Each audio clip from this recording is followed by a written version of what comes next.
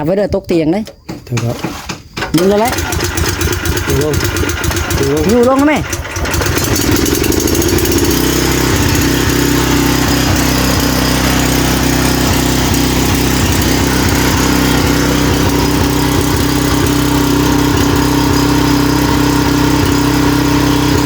ลองเบิ่งมาเลย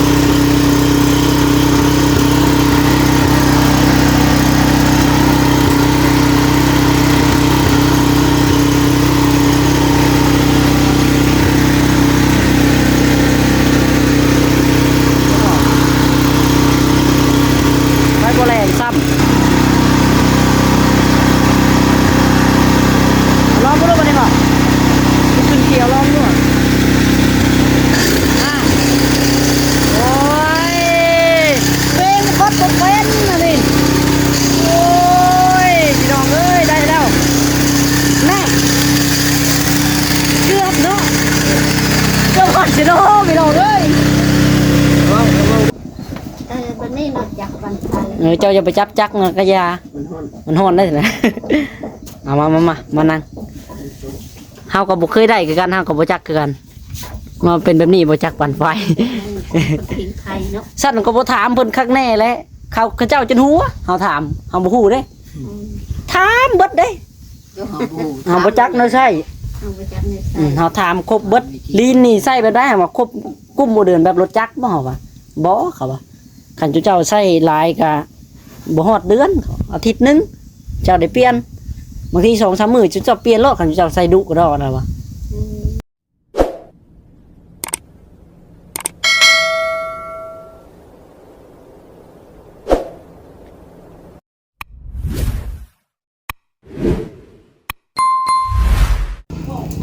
พี่น้องเนาะโอเคบัดนี้มาหอดเพื่อนเป็นทีเรียบร้อยเนาะเป็นยังไงทางนี้บ่พอฮะเซ็กเครื่องไหมวะโอ้พี่น้องเซ็กเครื่องไหมพี่น้องเลยหากันมาหอดเนาะตอนนี้ก็เป็นเวลา 12 โมงพี่น้องเลยลองใส่ไฟป่ะฮะลองใส่ไฟเลยใส่สากมาพร้อมยังใส่สากโทรศัพท์ลองเสียบเบิ้งมาติดเลยมันจะสากอะไรบ่เขาไฟเข่าแสดงว่าได้เชียบละนี่บ่ติดนอนแล้วติดแล้วแหละดึงว้าวก่อนจำ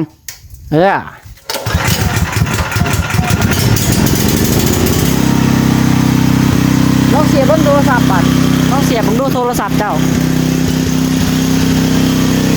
ลองนี่บ่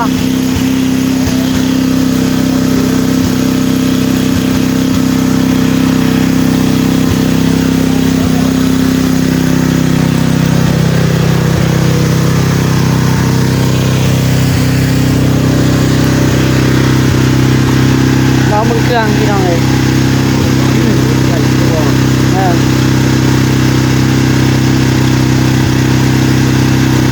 เฮ้ยใส่ฮะ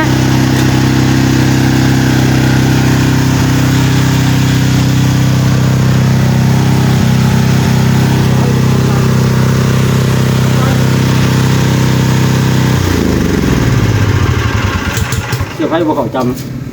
นั่นแล้วเนาะผมน้องไปทองมาแล้วลดดึงขึ้นจำเลย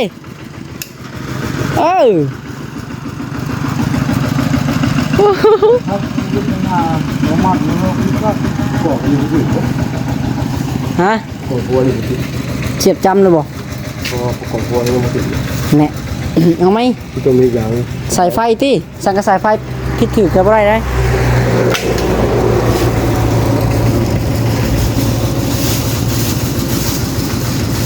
ลงไปเอาน้ำก่อนลงไปเอาน้ำกินก่อนเจ้าเข้าได้บ่โอเคเดี๋ยวเข้าไปจะแป๊บนึงจะไปนอนกันป่ะเดี๋ยวน้องหลาไปซื้อน้ำกินก่อนเนาะให้ทั้งพอทดลองเครื่องค่ะเดี๋ยวไปซื้อน้ำกินขนมโดยทองก่อนพี่น้องเลยพี่น้องเนาะมาจะซื้อน้ำวันนี้ เป็นจังไดทั้งพ่อไฟโอเคบ่แล่นบ่ ไฟบ่เลย ไฟบ่แล่นเป็นจังไดบ่ ใส่ได้ตู้เสื่อม โยมันก็ซ้ำชื่อตัวเชื่อมเลยแบบนี้เนาะใส่บ่ได้ก็ได้ไฟบ่แล่นพี่น้องกลับไปหาเราไหม ยังบ่เป็นครับ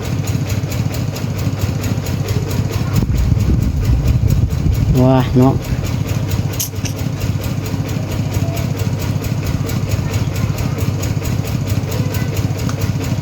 มันจะใกล้กันพี่น้องเลยไปจังไรก็ได้ไปเบิ่งอยู่หน้าไปละให้แปลงอยู่หน้าต่อเอาไปหากินข้าวก่อน ไปเช็คเบิ่งอยู่หน้าไปละเบิ่งพร้อมครอบครัวแล้วก็อุ้ยใช้ให้พรทางผู้หลักผู้ใหญ่เพิ่นเนาะ ไปด้วยจุ่มขึ้นรถ ชินาตัว ฮะได้บอกนักเตะบอกไปกันนึง เปลี่ยนแล้วตัวใหม่ คำไรเปลี่ยนแล้วเดี๋ยวไม่ได้เนาะ คำไรได้สักดูไปหน้าก่อนปึ๊บโอเคดึงเข้าไป ใส่กล่องเลย ฮะ กูได้มีกล่อง บอ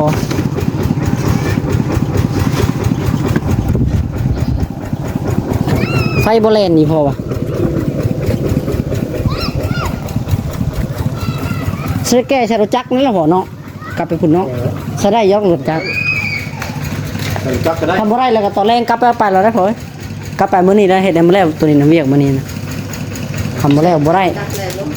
ใส่จักได้ครับ ใช้ อืม อยู่ว่างกลางชิวได้อยู่ จังไดก็พากินข้าวก่อนทำบ่ได้ก็ได้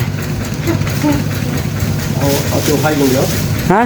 เอาบ่ตัวมือเสื่อมเอาตัวปั่นไฟอย่างเดียว มันโยมันบ่ได้ก็เนาะตรงนั้นแหละ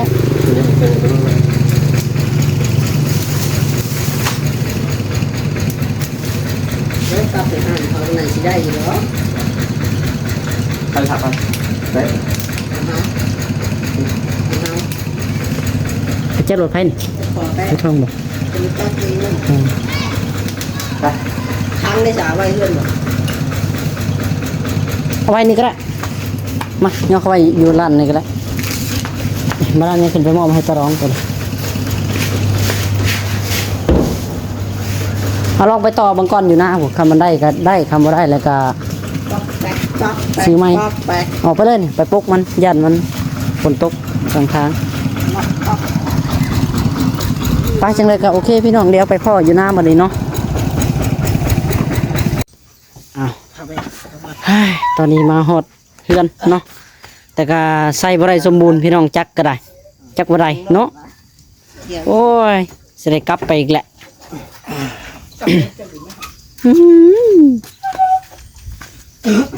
บอกว่านี่เราไปบ่ให้ตารางบ่ ไว้นี่บ่ ไว้นี่ก็ได้ บ่ไว้เตียง ไว้เตียงก็ได้ขึ้นไปรถขึ้นไปลองมานั่นลอง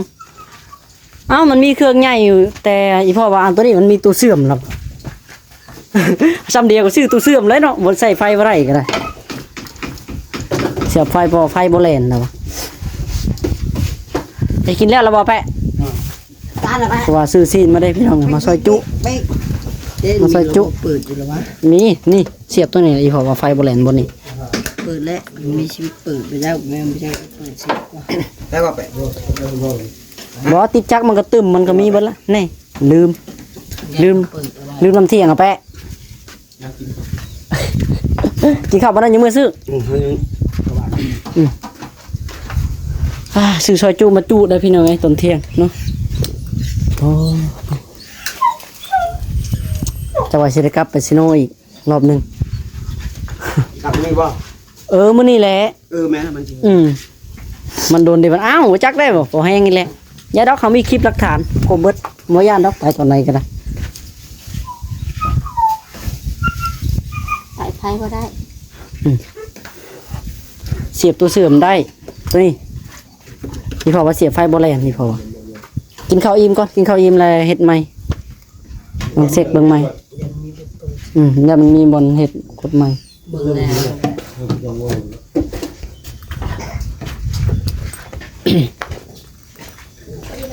นี่กินเรียบร้อยบ่ไปขึ้นไปเบิ่งน้ำกินกันพี่น้องฮ่าไอ้หนูล้นน่ะตัวดองเจอกีกอยากไปน้ำมู โน้ตจ๋า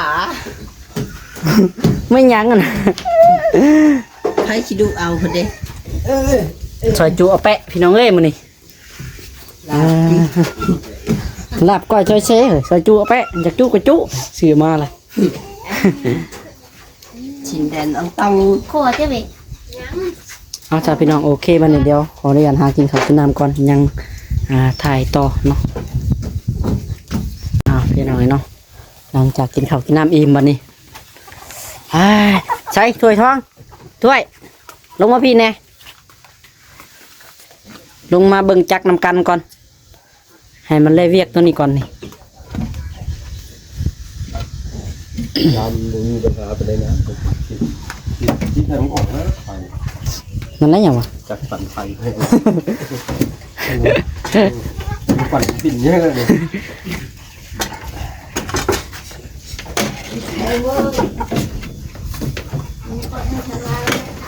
ตัวพี่น้องกันไปได้ราคาถึกๆได้ซื้อมานี่เนาะ10,000 กว่าบาทได้นี่เนาะโอ้ซื้อมา ใหม่ๆสดๆร้อนๆเลยพี่น้องเลยเนาะ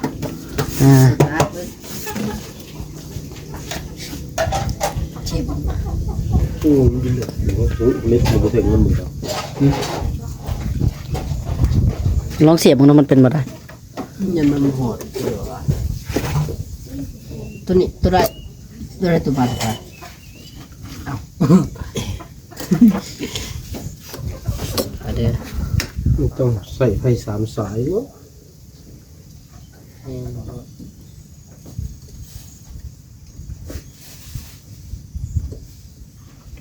เพิ่นแถมให้มาเต็มมีแต่อันนี้แบบนี้เนาะ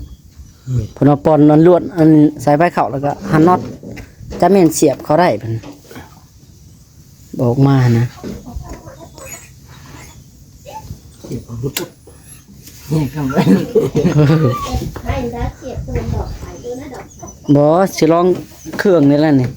คันไฟมันแล่นมันฮู้แล้วมันเข้ารถแล้วเครื่อง มันบูดูเนาะมันจะเอากินยังไง สิเอาให้ยังมัน อ๋อได้ของแท้มันเลิกคอยเจ็บกัน ลองเบิ่งเดี๋ยวเอาออกตัวนี้จะเสียบได้นะลองดูเดี๋ยวมันฮอดได้จ้ะเสียบได้บ่วะ เฮ็ดยังจะไฟคล้องใช้หมอกใช้ มีตัวคึง ยัง เป็นครับ เปิดได้แต่ตัวนั้นล่ะตัวเส้น บ่ได้จังอันตัวนี้ตัวไฟแล่นออกมาอยากแบบอยากเปิดตัดนั่นตัดนี่นะ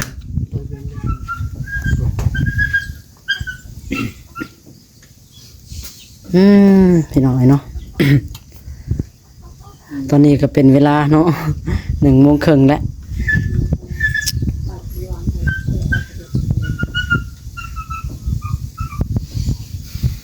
ลืมนะเนาะลืมให้บอกลองเบิ่งตัวนี้แล้วลองแล้วตัวนี้ได้ปกติตัวเสื่อมนี่ เขาเจ้าก็บอกบริมีปัญหาแล้วตัวก็เสียบหัวรถ ปัญหามาต่อเพราะว่าเสียบบ่ได้มัน ใส่น้องเล็กหัวเราจะต่อสายไฟสิไงเป็นโม่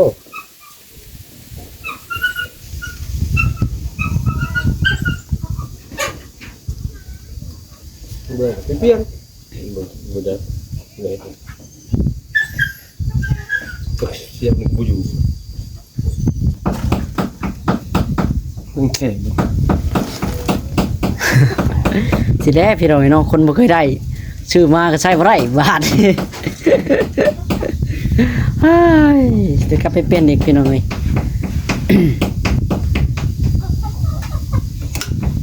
งูเหลือก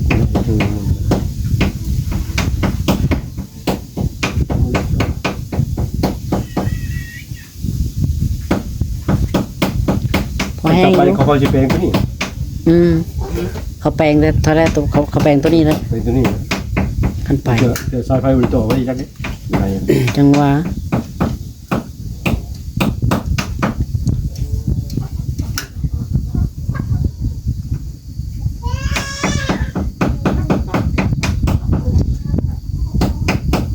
เปลี่ยนใจเลยคนเป็นไปคนก็เปลี่ยนใจเลยมอง เอาตัวใหม่เนาะ ทำไม โยมมันยากมันบ่ไรเฮ้ยเอาเครื่องใหญ่ตัวนั้นแหละค่ารถเพิ่นได้จ่ายแล้วบ่ตัวจ้างมัน จ่าย เรียบร้อย ติด ติดด้วยสวย กินในทั้งหมด ในปุ่มแดงในกดนี่แดงตัวน้อยนี่กดขึ้นตัวนั้นโอเคดึงวาล์วมีวาล์วอีกได้เหมือนกันได้ตัวเอ้ย เห็นอยู่เบิ่งในคลิปอยู่เขาสิดึงตัวนี้ ดึง อันนี้ โอเคติดบ่ มาสิติด จับไว้เด้อตกเตียงได้ ถูกแล้ว ดึงแล้วแหละ ถูกแล้วถูกแล้ว อยู่ลงนะแม่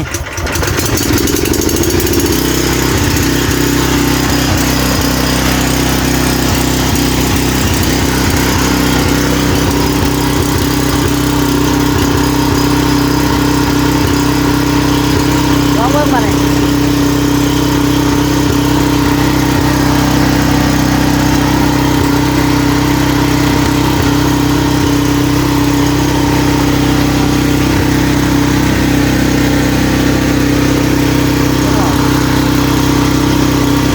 ไปโบแรงซ้ำเอาตัวซ้ำมาลองเสียบด้วยหนู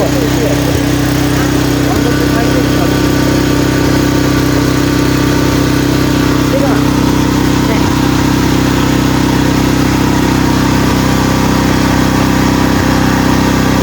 ลองดูดูมาดิก่อนขึ้นเขียวลองดูอ่ะโอ้ยเป็นคดบ่เป็นนะนี่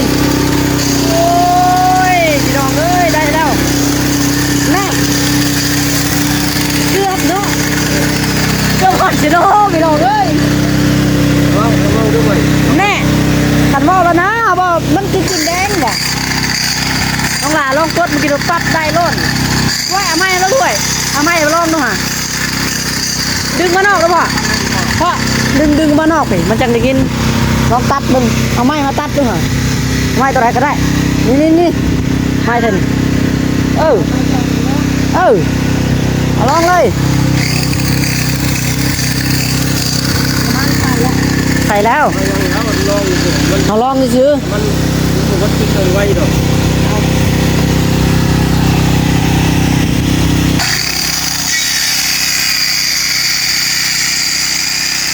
แน่โอ้ยเนาะเกือบไปฮอดพี่น้องเอ้ย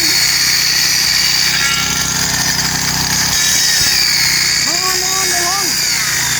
น้องใหม่มาตัวใหญ่น่ะนี่ตัดชนนี่ลองก่อน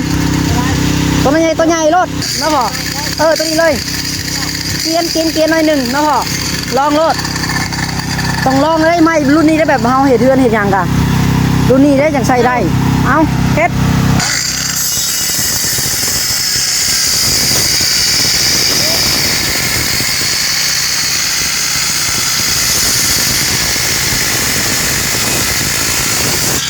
โอเคเยียบว้ายไฟเขียวไฟว่าแล้วไฟเขียวโอ้ตัวเองปรับบ่เป็นนาทีเจะของเขาเนาะปิดก่อนได้บาทเฮ็ดตัวนี้เปิดตู้เสื่อมตัวนี้เนาะมาเปิดตู้เสื่อมตัวนี้ดึงว่าวระดับออกดึงว่าวระดับมันแห้งโคตรเลยดึงว่าวจะหน่อยเด้อบ่ดึงแห้งดึงขึ้นมาพี่หน่อยหนึงดึงนิดดึงขึ้นจะดีบ่ มันก็ตีกลับแล้วเห็นน่ะ บ่ถูกไอ้คำบ่ดึงว่าวมันก็ตีกลับคือเก่า บ่ดึงวาล์วขึ้นมาจนพี่ไหมคุ้งพี่ไหมคุ้งทำได้ล็อกมันยังปิดนี่ดึงวาล์วปุ๊บปิดปากปิดคอนเอานี่เดียวดึงวาล์วให้มันได้อันนั้นนะ แน่นี่กดตัวนี้ปุ่มแดงนี่ ลองตีลองลองหน่อยเนาะ น้องไม้บอกเธอมันฟุกบ่เอาไม้เถอะ ลอง เอาไม้ให้เพิ่นมั่นใจก่อน ซะเห็นให้เบิ่ง ให้ได้เบิ่ง นี่เปิดชีวิตก่อน โอเคทีแรกเนาะโมแมนเซียนคนบ่เคยได้บ่จักในเพชรบาดมาจักตาย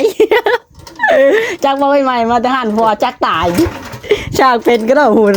ทั้งแม่หูควันเลยแน่บ่ถวยมาได้บาดจักตายบ่ บ่ดึงบ่ได้จังหวะ บ่ปกติติดง่ายเลยถวยมันเบิดบ่จัก โอ้ยมันเป็นไง นี่ตาย แรงดูบ่ เฮ็ด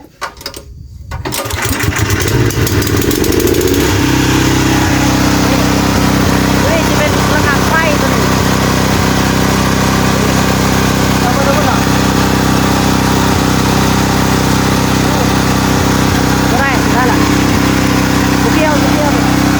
ได้แล้วเอาเปิดแล้วได้แล้วรับกดใหม่ดูห่ะแล้วเถื่อมันฟุกบ่ฟุกตี้บัดนี่แน่ได้แล้วพอแล้วเยี่ยมกินเลยกินแล้วลอง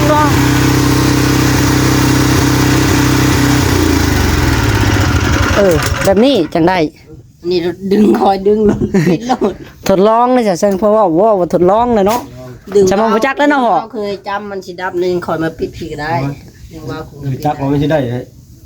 เอาสายเสื่อมมาเสื่อมขาดเลย นี่ สายเสื่อมมา ใส่เสียบย่อยใช่จ้ะ เยือน อยู่เพื่อน สาย ยาซะ ขาดกระหัก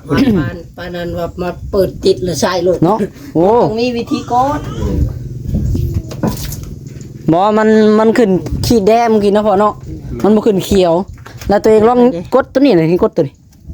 ปุ่มแดงๆนี่กดปรับแล้วมันขึ้นปุ่มกลางมาเอ้าลองดูว่ะ เป็นน้ำสวิกตัว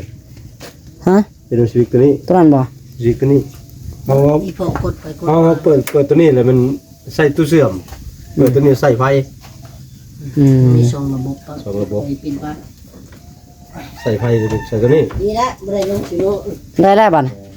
ยันว่าเนาะคนบ่เคยได้อันนี้บ่คนบ่เคยได้เนาะ รู้วิธีใช้งาน เครื่องจักรเขาบักไปใหม่เพราะว่าอยากลงไปส่งเขาคืนอยากเอาเครื่องใหม่แหละ พี่น้องเอ้ยเนาะโอ้ย ได้ ปักเสียงเลยวันนี้ คนบ่เคยใช้พี่น้องเอ้ยใช้วีน่ะวี อย่าบอกเขาจะโดนเขาจิหลัก เจ้าซื้อน้ำมันมาละลายรถจาก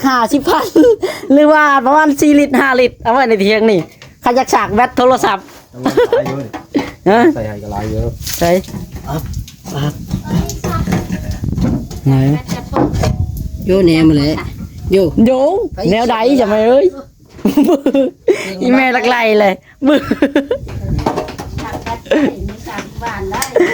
เอาไว้ใส่แต่เปิดใดเปิดหยังเนาะเปิดน้ำ น้ำเวลาเขาพวกกระดกคันไดเห็นทำนี้ เปิดใดค่ะยังทันได้มีใดพี่น้องมีแต่ก๊อกเนาะมีเงินซื้อใดปุ่มพอได้ปุ่มมาจุ่มลงในใดก๊อกนี่เวลาอยู่น้ำอยู่อันนี้ก็ใช้ได้สบาย เวลาไปเวียกงานก็สบายคือกัน บนลองมึงจะเอาสายยาวลองมึง หึ เอา30 เมตรมาลองมึงบ่ มันเถื่อไฟมันตกเนาะ ไปตกล้อเลยมึง ได้ยินเจ้าของร้านเพิ่นอธิบายให้ฟังอยู่เพิ่นว่าใส่ในสะดวกสบายตัวนี้บ่ตกเห็นเอาใส่ไฟแห้งมาได้มันแห้งบึ้นเครื่องขึ้นได้มันแห้งเร่งเครื่องขึ้น แต่คือว่าแล้วเราลีนนี่คันเอาใส่ดุหลายก็ได้เปลี่ยนไว้เด้ เปลี่ยนได้ใส่อะไร ประมาณทิศละเทื่อ อันนี้ก็เอามาใส่เบิ่งพอติดแล้วไปเปลี่ยนกระป๋องซีไปเลย เนาะถ่ายไปอยู่เฮาเปลี่ยนเองก็ได้เฮาเปลี่ยนเองก็ได้ รู้จักบ่บนเป่งลิ้น บ่จัก เป็นอย่างนี้ คือ ลืม อันนี้เขาอยู่แถว ตัวนี้ตีเนาะนั่นแหละตัวนี้บ่จัก มันก็สิอยู่นั่นนี่แหละ บ่มีเด้มีแต่น็อตตัวนี้น่ะ สปินนัทเอาหันลง เอามาสามารถมานี่มา ใส่ถ้วยทองแม่นำได้นั่งอยู่เตียงได้ไหมเอ้ยเจ้าเนาะมาอยู่นำกันได้เพิ่นซื้อให้แหละเป็นของเฮาเราได้บาทนี่เนาะใส่บ่ได้ก็ได้ ได้แล้วพี่น้องเห็นจมมาหลายปีเนาะอยากได้เครื่องปั่นไฟพี่น้องเลยได้สมใจแล้วบาทนี่โอ้ถ้วยทองนอนแยงเลยพี่น้องทรงนี่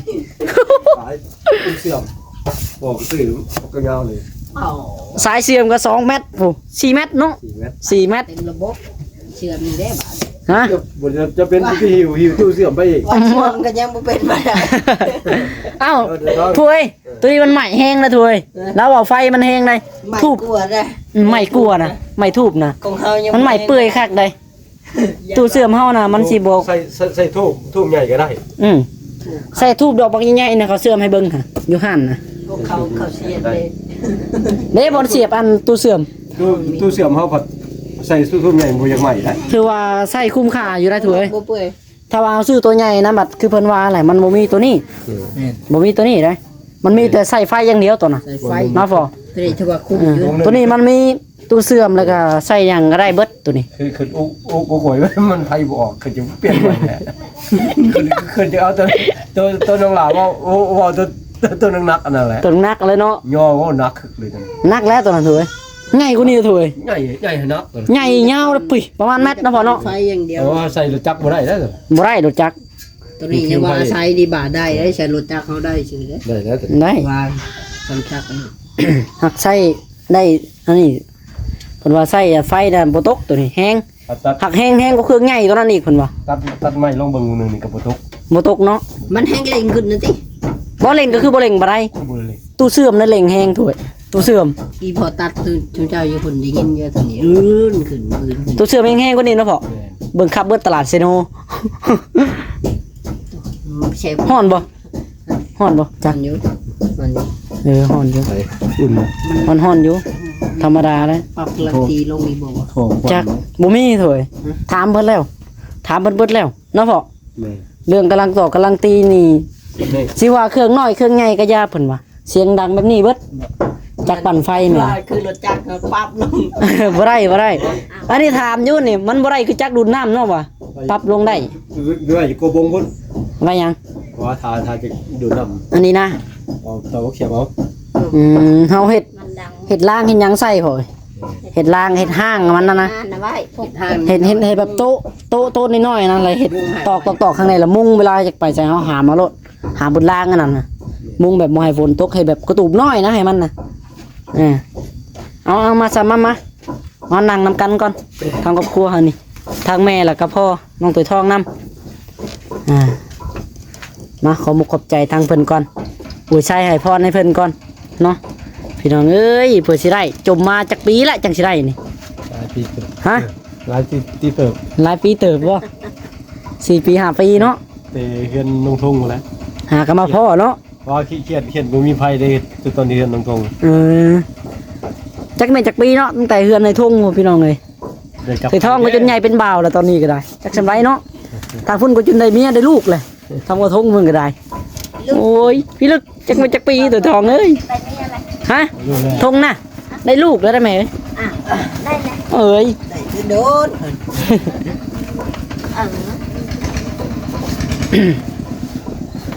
วันนี้นอกจากวันไทย เจ้าจะไปจับจักนะกะยา มันฮ้อนมันฮ้อนได้นะ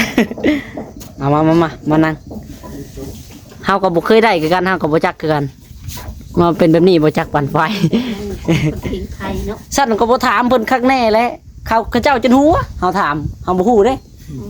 ถามเบิดเด้ เจ้าหอบู เฮาบ่จักเนาะใช่ เอาไปจับในใส่ เฮาถามครบเบิดลีนนี่ใส่แบบได้ว่าครบกุ้มบ่เดินแบบรถจักรบ่เฮาว่าบ่เขาว่าคันเจ้าใส่หลายก็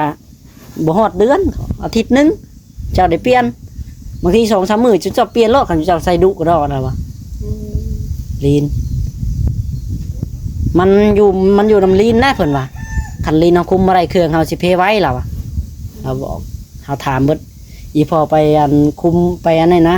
ไปจ้างคอรถเพิ่นนะรถโดยสารเพิ่นมาแกมาส่งให้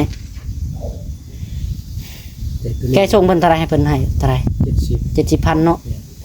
ทางทางห้อง กระถางน้ำกระถางกระป้าอยู่เพิ่นพุ่นแหละบ่นั้นยังขึ้นไปมอบให้ตารองเพิ่นมื้ออื่นเพิ่นแล้วจังจะได้ขึ้นไปมื้ออื่นขึ้นไปแล้วกลับมาพี่อีกแล้วเฮาก็ได้ขึ้นไปตอนเช้าเอาไปเล่นแล้วมาแล้วก็มาดำนาต่อมาดำนาลงจ้อยให้มันแล้ว ดับแล้วมันเป็นกันแล้วนะย่อยลกกา เป็นจังไดแม่พ่อดีใจบ่ ดีใจ ดีใจไม่เคยได้เอ้ย เฮาก็ยังบ่จักจับบ่ เคยได้ถือห้อนนั่นนี่ได้จับ ฮ้อนนั่นแหละ คนทิ้งไทย มันก็ธรรมดาปกติ ปกติมันอะไรแม่เครื่องใหม่เด้ เครื่องเฮาใหม่มันยังฮอดเนาะถ้วย เอาบ่ทันได้ใส่งาน แบบรถจักรมันถ้วยทองอ่ะแหละ เป็นยัง ว่ามือมื้อแรงก็ร้อง คือรถจักรเขาเลยแล้ว เออ คือรถ ว่า จัก มัน รเขา เปลืองน้ำมันเท่าไหร่ โอ้ อ่อนไม่นี่รถจักรเขา โล่งใจเติมหนึงค่อยคิดยากย่านสิได้ลงไปชิโนอยู่พี่น้องน้องหลาเอ็ดอุกเดสิได้ลงไปชิโนอีกแล้วบาด ไอ้เวรลงแต่เขาสิว่าขวัญเนาะ โอ้เขาหัวควันแล้วทรงนี่ เขาว่าขวัญ แนวใดเดจะเจ้าละวะแต่เขาอยู่หัวควันนะกดตัวนี้แล้วก็แล้วเอาเลย ว่าแล้วเนาะตะโกนปุ่ม เกือบชี้หน้าชี้ตาบ่ แม่น เกือบเชียร์ซื้อสร้างเบิดเนาะ เดี๋ยว อุตส่าห์เป็นสร้างดัง ไป สร้างดังของยูทูบเบอร์พี่น้องเอาไปมาเว้นรถเปิดอันจักรปั่นไฟโอ้ ต้องเชิญไปเลย วักโจตีบอกว่าฮู้ละกูตื่นนี่ โห เขาจะไม่แทกเบิ่นว่า เราไม่แย่เขาได้ไหมทักไม่แล้วแย่เขา มันคือได้อยู่แล้วอะเอาไปโว้ แย่แทกมึงมันคือได้อยู่นะเหมือนว่าไฟมันคือเขา มันมีสวิตช์เปิดต่างหาก ต่างแต่ว่า เลยว่าคันเฮาอยากตายไผได้ตายไปได้ เสียบอยู่นี่แหละแม่เอาติดไปเลยนะครับปลั๊กไฟเอาต่อดอกไฟมันก็เสียบมันก็คง เสี เสี ย ย บบ ตัวนี้แล้วต่อคือดอกไฟจิต เอาเห็นแต่ว่าอยู่เฮือนค่ายทหารเนี่ยเขาเชิญมาใส่อันทางเวครับพุทธันน่ะ อืม ดอกไผ่หงฉลุอยู่เสียงจักรในกระดังตึกตึกตึกตึกตึกตึกตึกตึก อันนี้ก็ดังเยอะแต่มันก็บ่ได้ดังปานใด เฮาว่า เขาเบาอยู่ นี่บ่เขาว่าจักรปันไผ่เฮาก็บ่เคยเห็นจักเทื่อ อืม ตัวนี้เบาตัวนี้เนาะตัวนั้นนัก เบาฮะ เจ้าของทางร้านมันว่ามันผลิตไฟบ่ได้หลายครับตัวนี้ เพิ่นแนะนำให้ใช้ตัวนี้ เป็นไฟตกเอาไปใส่งานบุกเลยเป็นตัวนี้ไม่แนะนำไว้ เอา เติม เอา เลยตัดไม้ตัดต่อ โอ้อยากบุกเติมหนึงอยู่แล้วเนาะ เป็นวันนี้เนาะจักร ดี ปัน ใจ ไผ่ เอ้ยแม่ช่องเบิ่งเลยพี่น้องเป็นแบบนี้บ่เราอะ เฮาบ่เคยเห็นจักเทื่อ ตัดไม่ได้ ปตลาด เทื่อ ก็บ่ได้ ดี เบิ่ง ใจ จัก แล้ว เทื่อบ่จัก ไม่บ่ทอนบางใหญ่แม่ขาดไม่นั่นน่ะตัดได้ไม่สำไรก็ขาดเพิ่นว่าแห้ง เอ๊ะเนาะ ไฟบ่มีตกไฟมันเป็นนานจักรอิหยังก็เกียร์ออโต้บ่ว่านี่แหละ ตัว อ่า ยังจะไปเอาตัวสายยาวมาใส่ลงมา โดยลองเบิ่งใส่ยาวเขาว่าใส่ยาวมันก็สิใช้ไฟหลายขึ้นเนาะเดี๋ยวไฟตกก็มีเด้เห็นแต่ใส่ยาวกะ อันนี้สายบ่ได้ยาวปานใดนี่ สิล เนาะ องมึง คันไตไฟอย่างปกติธรรมดานี่ได้อยู่ ได้เฮาอะ ตู้เสื่อมมันสิแห้งนะตู้เสื่อมคือเอาเสื่อมญี่ปุ่นน่ะเล็กบักใหญ่ๆเพิ่นซื้อจี้ใส่จุดชอดเบิดได้ยังแห้งได้คือว่า ดีแล้วมาเสียขาดไปถนนเล็กเท่าไหน เสื่อมขาดบ่ขาดก็ฮักอยู่เนาะโอเคมาเสื่อมทุก เอาบัดนี้เนาะ มาเข้าเรื่องทางผู้หลักผู้ใหญ่ผู้ที่เพิ่นซื้อให้ก่อนนั่งมาได้ดีไหมมา เพราะว่าเป็นเวลาคลิปกะยาวยืดยาวพอสมควรเลยพี่น้องเลยเนาะยันFCเบิ่งบ่ฮอด 22-30 นาทีเลย เอาเนาะ บัดนี้กะเดี๋ยวน้องละสิชื่อเนาะผู้ที่ซื้อจักรปันไผในให้ทางเฮามื้อนี้พี่น้องเนาะก็เป็นทางแม่อ้อยกับอ้ายบ๊อบเนาะอ้ายบ๊อบ แล้วก็แม่อ้อยก็เป็นนั่นครอบครัวเพิ่นนั่นแหละเนาะเป็นลูกชายของเพิ่นอ้ายบ๊อบนะเป็นลูกชายของแม่อ้อย เจ้าเอิ้นพ่อ ฮะ เจ้าเอิ้นพ่อบ่พ่อคือพ่อแล้วเอิ้นอ้าย บ่พ่อได้เนาะ เพิ่นก็อายุ อายุเพราะว่า อายุเรื่อยๆพ่อหลายปีเติบ ชายอายุเพิ่น40ปลายบ่ 40กว่าบ่ 40ได้พอเว้ยเห็นแม่อ้อยแซ่บมากอยู่จังแม่น42หรือ43ประมาณนี้แหละ เจ้าเอิ้นพ่อก็ได้ เดินพอได้รุ่นนั้นละ ได้ไปหน่อยแล้วนะ แม่ โอเคจ้ะเนาะมาเอิ้นพ่อเนาะ เดินกันว่าสาว30 พอบ๊อบบ่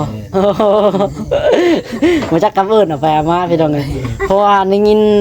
ทางแม่อ้อยเพิ่นเว้าอ้ายนี่เกินอ้าย ขนาดแม่อ้อยเพิ่นยังอ้ายเลยนี่ เอิ้นอ้ายลูกชายของเพิ่น ลูกชายของเพิ่นเด้ถูก ลูกชายของเพิ่นคือแม่เอิ้นไอ้กันนั่นเด้ลูกชายของแม่ก็เอิ้นไอ้กันไอ้ลูกอันลูกกกเด้ โดยเอาซะเนาะจะเป็นทางครอบครัวเพิ่นนี่ก็เนื่องในโอกาสวันเกิดของพ่อบ๊อบเพิ่นเนาะ โดย เจ้าว่าเพิ่นมีลูกมีเมียบ่เขาเอิ้นเพิ่นพ่อเนาะ จะมีอยู่ เอาขออนุญาตเด้อเนาะถ้าว่าเอิ้นผิดเอิ้นถูกก็ขอโทษขออภัยหลายๆทางแม่เนาะ เอาเนาะบัดนี้ก็มีแต่ฝากทั้งพ่อเนาะแล้วก็ครอบครัวโอ้ยชัยให้พรให้ทางไอ้บ๊อบเพิ่นเนาะเอิ้นอ้ายซะพี่น้องเนาะเมื่อดอกพ่อเอิ้นพ่อมันสิว่าเนาะ ได้ก็ได้ มันบ่สิ้นพี่น้องมันบ่สิ้นปากนะน้องอ่ะบ่เคยเอิ้นเออถ้าว่าแม่อ้อยนั่นน้องล่ะเอิ้นแม่แต่สิเอิ้นอ้ายก็ได้ เขาแม่อ้อยก็เอิ้นแม่นะคะ โดย ก็เอิ้นอ้าย โดยเป็นอ้ายอันใดพี่น้องเนาะเนื่องในโอกาสเนาะวันเกิดของเพิ่นเนาะสิมาฮอดนี่วันที่หยังพอ วันที่9วันที่9เนาะเดือนนี้เด้อเนาะ วันที่9เดือนนี้แหละ เดือนนี้แหละพี่น้องเนาะนี่ที่6หรือที่7 8 9เนาะเพิ่นได้ซื้อเนาะเพิ่นอยากทำบุญได้ก็ซื้อเครื่องปั่นไฟเฮ็ดทางพอจมมาโอ้หลายฟ้าหลายปีแล้วพี่น้องเนาะแล้วก็มื้อนี้เนาะจำนวนเงินซื้อก็ประมาณเนาะ10,000เท่าไหร่ก็ที่ว่าซื้อนี่ 11,900 บ่ 11,000เนาะ 11,900 เนาะแล้วก็ทางแม่เพิ่นฝากมานี่ 13,000พี่น้องเนาะ 13,000 เต็มแล้วก็มีทางเพิ่นหักค่าธรรมเนียมเพิ่นนำพี่น้องหักค่าธรรมเนียมก็500 บาทเนาะพอดีนี่ก็ซื้อในอยู่ในกินก็น้ำมันเนาะมาพี่ก็พอดีเบิดจังรถจังล่างมาอีกพี่น้องเนาะ เอาซะเนาะบัดนี้มีแต่ฝากทางพ่อโอ้ยใช้ให้พรในเพิ่นแน่เนาะจังไดก็มีแต่ให้ทางเพิ่นอยู่ดีมีแห้งนั่นแหละเนาะเพราะว่าสุขสันต์วันเกิดแล้วเอาจังไดก็ส่วนพี่บ๊อบซื้อเครื่องปั่นไฟมาให้พวกน้องๆและลูกในครอบครัวของน้องก็บ่มีหยังหลายมีแต่จะขอขอบคุณให้ที่อยู่ดีไม่แห้งความเจ็บจะได้ความไข้บ่ให้มีปรารถนาสิ่งใดขอให้ได้ดังความมุ่งมั่นปรารถนาเห็นว่าเงินคำแก้วให้ที่ไหลมาคือน้ำแข็งเด้อพี่เด้ออย่าได้บกกันให้คือน้ำในทะเลเป็นจะท่านไปแล้วขอให้สูญเสียเปล่าเงินบาทก็ละลายมาเงินดอลลาร์ก็ไหลเข้าในกระเป๋าเจริญอั่งไปฝากค้างปีละ100,000 ล้านท่านแล้วให้มีได้สาธุเนาะ เอาเนาะพี่น้องเนาะดีใจเนาะบัดนี้เนาะได้เป็นของตัวเองได้พี่น้องเอ้ยคันเอาหาเองมึงได้จมมาจากปีหลายปีแต่ยังบ่เห็นได้เนาะน้องตัวทองแม่ตัดทันแรกก็สิได้เอาไปใส่เลยไปใส่มะม่วงนี่แหละไปใส่มะม่วงนี่แหละเพราะว่าปรับปานประตูทั้งบ่เสร็จจะไปทดลองเลยบ่ทดลองเลยไปทดลองงานเลยเนาะไปปรับบำประตูอยู่พุ่นเอาจะเป็นยังไงเนาะไปลองเบิ่งเนาะว่ามันสิเบิดน้ำมันจักลิตรเราให้พี่พิจารณากันว่าสิ้นเปลืองน้ำมันเท่าไหร่ใส่ตรงนี้นะโดยใส่มันก็ต้องกินน้ำมันเนี่ยนะหนึ่งมันอยู่แล้วเนาะฟังเสียงมันก็อันนี้เนี่ยพี่น้องคือว่าน้องตัวทองมันกำลังตีบ่ได้เนาะมันฝนกำลังตีบ่ได้พี่น้องนี่บึ้มเลยเนาะติดตึ๊บเลยโอ้ยเนาะเอาน้องตัวทองเลยกะกับแม่ได้จ้ะตัวทองมีหยังก็อยากอวยพรให้ทางอ้ายเพิ่นก็เว้าโรเดอร์เนาะในคลิปนี้แหละโดยกาทางน้องเททองกับบ่มีหยังหลายก็มีแต่คำขอบคุญขอบคุณก็ขอบคุณเด้อทางไอ้บ๊อบแล้วก็แม่อ้อยที่ซื้อเครื่องของให้พวกลูกๆก็ขอให้แม่อ้อยอยู่ดีมีแห้งความเจ็บให้ได้ความไข้บ่ให้มีแม่ปรารถนาสิ่งใดก็ขอให้แม่ได้ดังปรารถนาแม่ให้ลูกว่าสำใดขอกลับไปหาแม่100 เท่าพันเท่าเด้อสาธุบัดนี้เนาะโอเคบัดนี้น้องไซลาดได้บัดนี้เนาะเดี๋ยวน้องหลาขออวยชัยพรให้ทางไอ้บ๊อบเพิ่นก่อนพี่น้องเนาะเพราะว่าเนื่องในเนาะสุขสันต์วันเนื่องในวันเกิดของเพิ่นพี่น้องเนาะจังไดกะเนาะสุขสันต์วันเกิดเด้อไอ้บ๊อบเด้อขอให้อ้ายเนาะอยู่ดีมีแห้งง่ายเลยสุขกายสบายใจขอให้อ้ายเจริญในหน้าที่การงานความเจ็บบ่ให้ได้ความไข้บ่ให้มีอ้ายปรารถนาจึงใดก็ขอให้ได้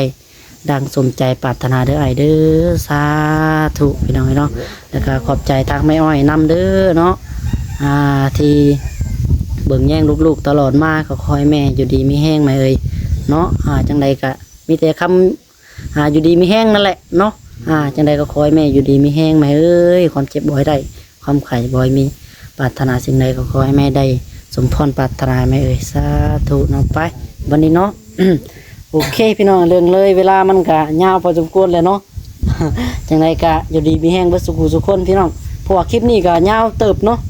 ถ่ายมาตั้งแต่พี่น้องมาได้ซิโนเนาะแต่อยู่เพื่อนบ่เบิ่งจักนี่แหละเอาไปเอามาไปมาจนเป็นวินแล้วทั้งพอมาเชียวจักไปส่งเขาเจ้าอยู่เมื่อกี้ เอาจังไรก็โอเคเนาะวันนี้เนาะบ๊ายบายสบายดีเนาะ โดย